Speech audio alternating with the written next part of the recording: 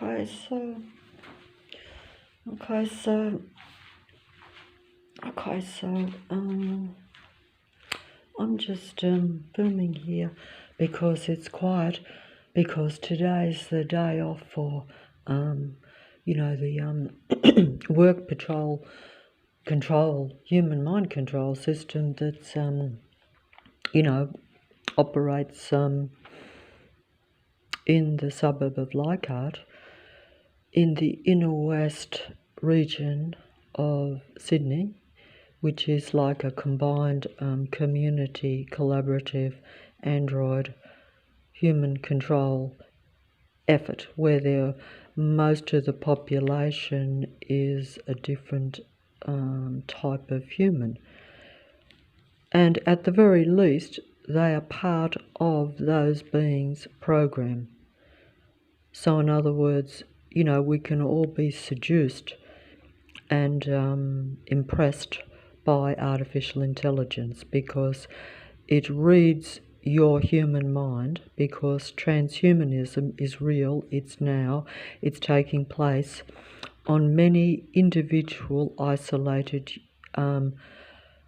limited and suppressed human beings. That's putting it in a nutshell, I think, but it's very still hard to comprehend that if you're not actually experiencing it, because you must actually experience it, like they used to say, in order to know that the matrix or the earth is a control system controlled by beings that are not human, then you won't understand or fully comprehend how much mind control and how much the transhuman mind to computer connection actually is. It is 100% mind or brain to computer connection.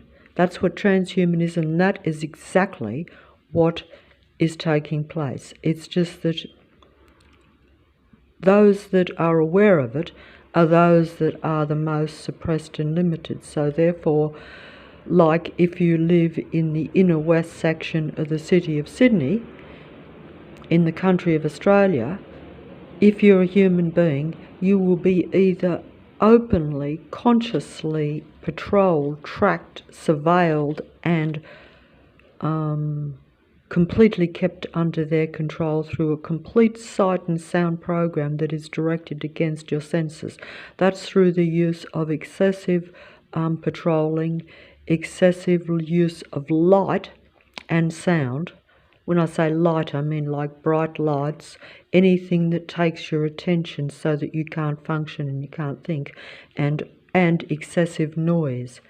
It basically follows you everywhere you go in the suburb of Leichhardt, in the inner west section of the city of Sydney, in the country of Australia, where I am right now.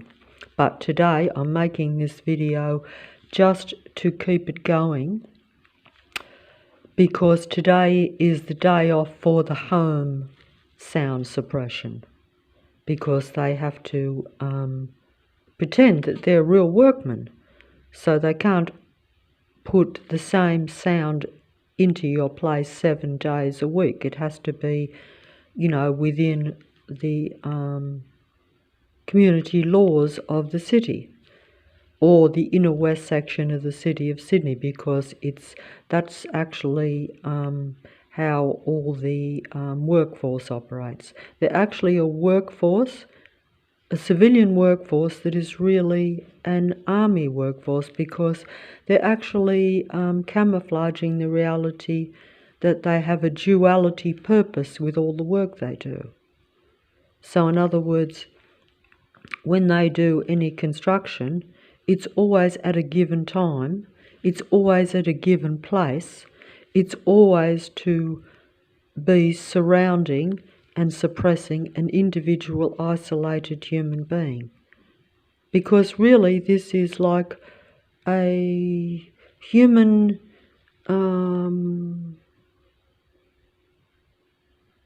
extinction, but also it's slow, so it's done one by one, isolating human beings so that no one notices, just like myself, because if I'm surrounded by, an inner west section of the city of Sydney that continuously, strategically, daily, gradually takes my energy. They take it one by one from the individual, singular humans that pass you on the street.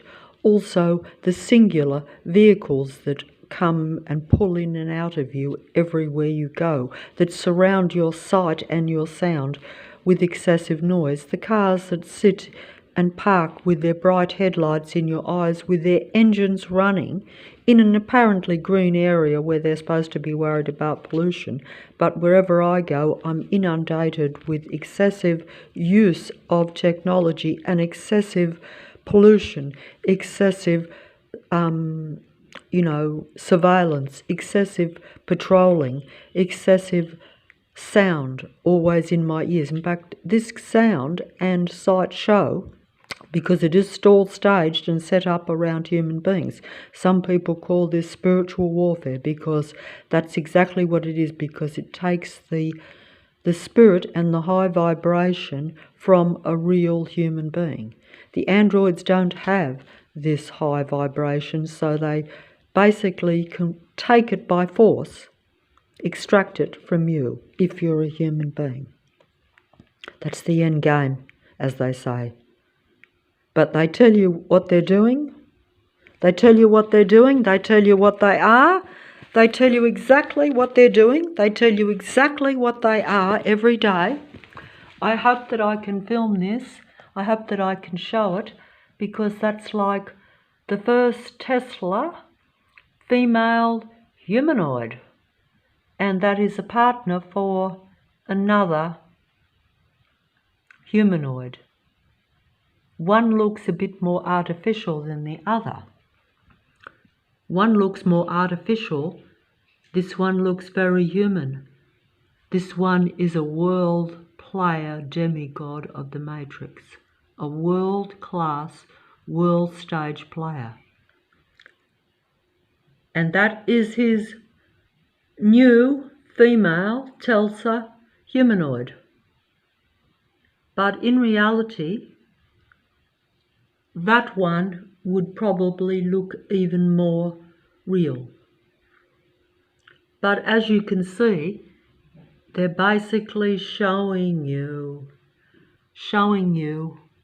what they are. See, it's a gradual conditioning to accept them,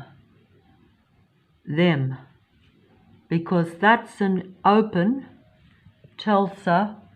I can't film it properly because I can't see, unfortunately. And Mr.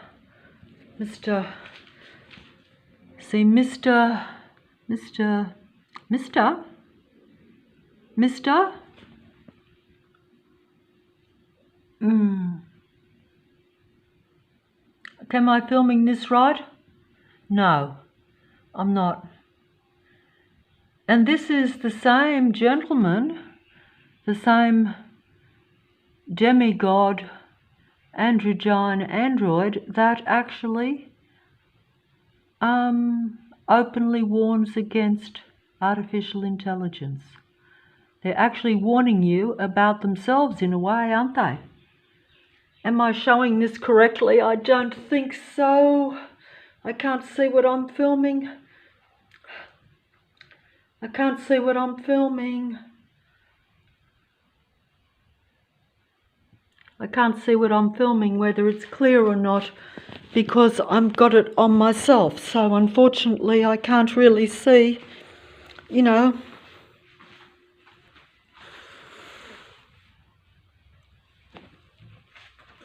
Oh, today is not sunny.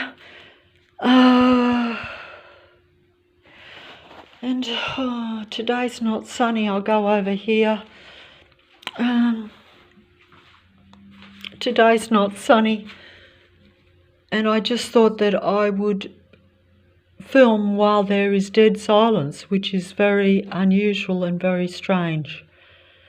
even for the quietest day, or a day off, shall we say, although it's never a day off with the Matrix, because the minute you go outside your house, even if you don't get like the mechanical workforce around you sending negative sounds and mechanical loud or even just low frequency negative sounds into your ears daily, the minute I go outside and down the road, the minute you go, the patrol force starts around you. It's a patrol control force, because it's not just about watching you, it's about actually limiting you, because it suppresses you, because it's like stalkers that are making their presence felt, because every vehicle is making the same loud sounds that these workforce make around me.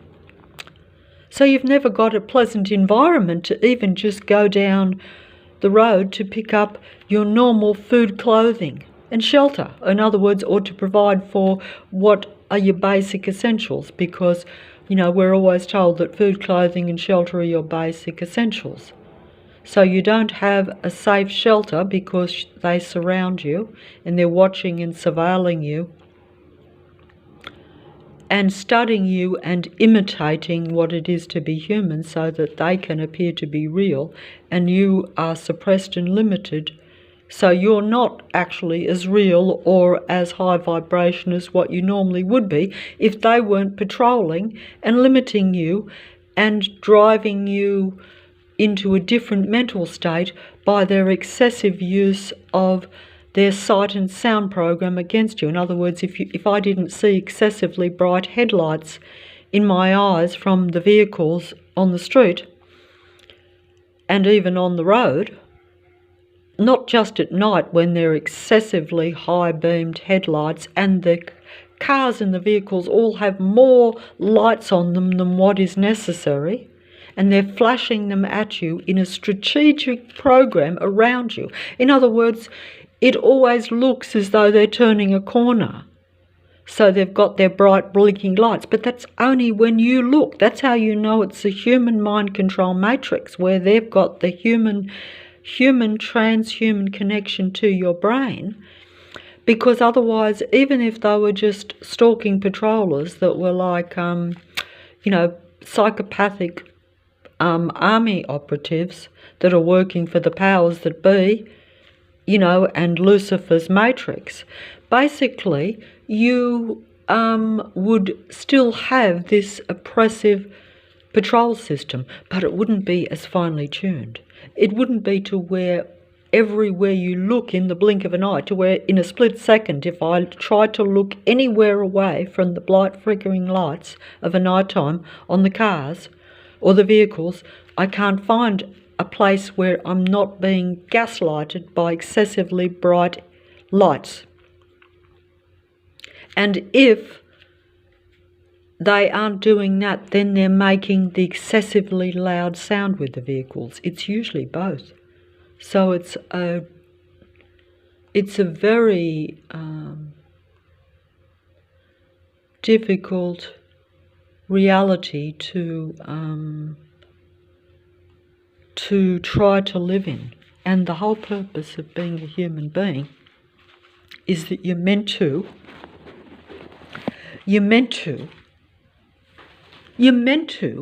raise your frequency and vibration. In other words, be happy, not just because it fulfills you and it's your natural instinct, because you operate, as we're told, in the life instinct and they operate in the death instinct. So they don't experience these things. They make you feel like they actually are, because they're surrounding you, throwing their negative energy and their negative sight and sound program strategically at you. And they can do it in a blink of an eye because they're connected to your brain, because transhumanism is 100% in operation. It just depends on whether they actually expose it to you or not. In other words, to where they think you perhaps are already aware of their presence. As I became aware of the psychopathic nature, what I thought was the psychopathic nature of many individual human beings around me. That was enough for them to bring the whole program down on me. But also they had opportunity too, because I was isolated. I didn't have any support. I had lost connection with everyone. But mostly the people that I had connection with were of that kind anyway, or at least were supporting that kind, as far as I could see, because their whole person seemed to be exactly like that. They weren't trying to... They were consciously anti-life and anti-happy. That's what I saw in them, because you could offer them a reason to be happy, or try to make light of this, your situation, or even just your relationship, and they would always pour a damper on, always pour cold water, always want to do the opposite. That's what we call, the malignant, narcissistic, psychopathic, paranoid, controlling personality disorder type, which some people don't even see this as a personality disorder. Because, it isn't really a personality disorder, it's actually what they are. But for all practical purposes, if you want to go into the psychology or the psychopathy, as they say of it, because it's psychology, but psychopathy is actually the dark branch of psychology, because psychology is really about them studying the human mind. And they do that by transhumanism, because they read the human mind, they read the human reactions and the human emotions, they assimilate them, imitate them, and then project them out. Just as the demigods and all those that control the internet do this. This is what they call controlling even the truth and controlling everything. Particularly if, some people say it's like the end time, where there's more people waking up to this situation, or just waking up to the reality that their world and even technology is not all about them, or not about serving them. That it's not quite as much a benefit as what it appears to be, unfortunately. I personally think that you can have too much of an android technical reality anyway. But if it serves you, and if it benefits you, and if it's just combining with you and not taking from you, then it would be at least okay. But it actually takes from you.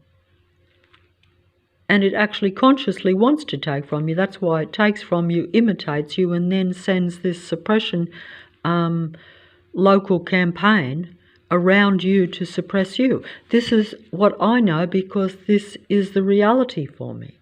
If they didn't openly do this to me, I wouldn't know this, and I wouldn't experience this, and I would probably see only the benefits of the technology, or the Android Internet Spider's Web computer system, and the transhumanism, which means that my brain is connected to their computer system. And this is done through, as we're told, the advent of what they call the dust microscopic micro particle that lodges in your body, usually in the eyes, I am told, and this is what I experience and what I was aware of even 6.5 years ago.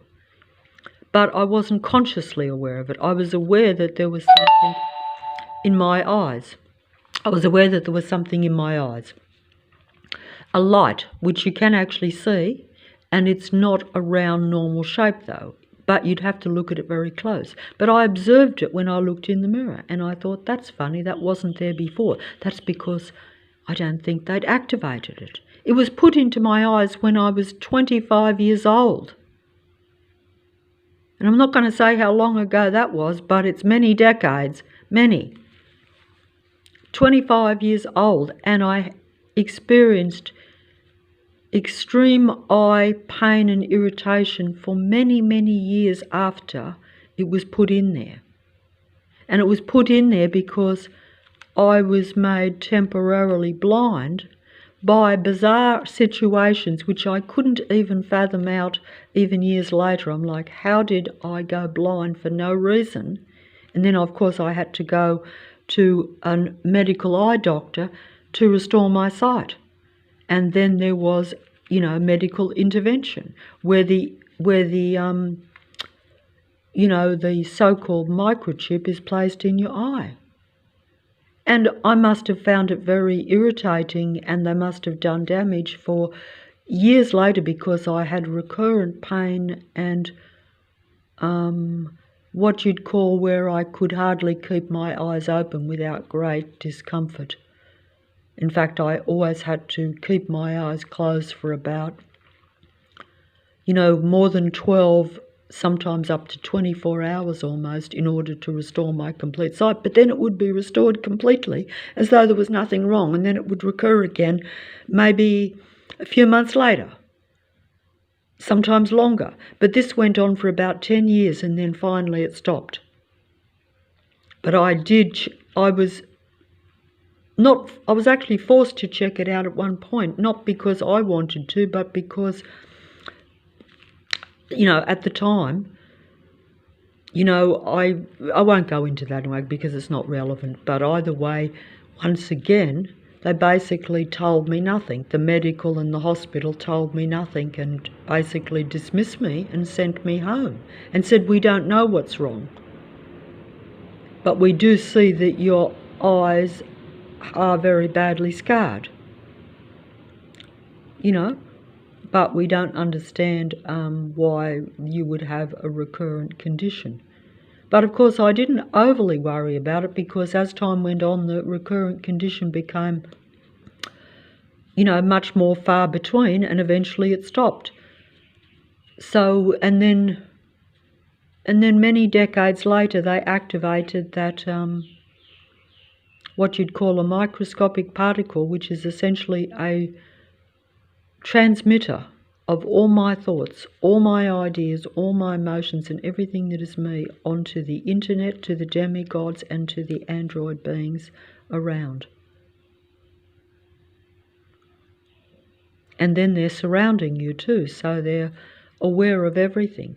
I'm not saying that all of them receive the information the same way, because what I'm trying to say is like the demigods, your elite demigods, they're at a very high level of intelligence, I would think. So therefore they understand and are able to receive the human ideas and emotions, particularly the human emotions, and use them to their benefit in a creative way, and even in an advanced intellectual way. So they're your demigod music and movie idols. They're your false idols of the Matrix. They're your demigod philosophers, preachers, end time apostles. They're your top philosophers, your top psychologists, your top people that will tell you what appears to be total truth, and it is total truth. It's just that you're being informed not by your own kind. So that's part of the deception, unfortunately, and that's where the artificial intelligence once again always has the upper hand. That's the only problem with it. And if they were they're giving you information about themselves, but they're not always telling you it's themselves. So they create that illusion that they're your most intellectual, your most creative humans.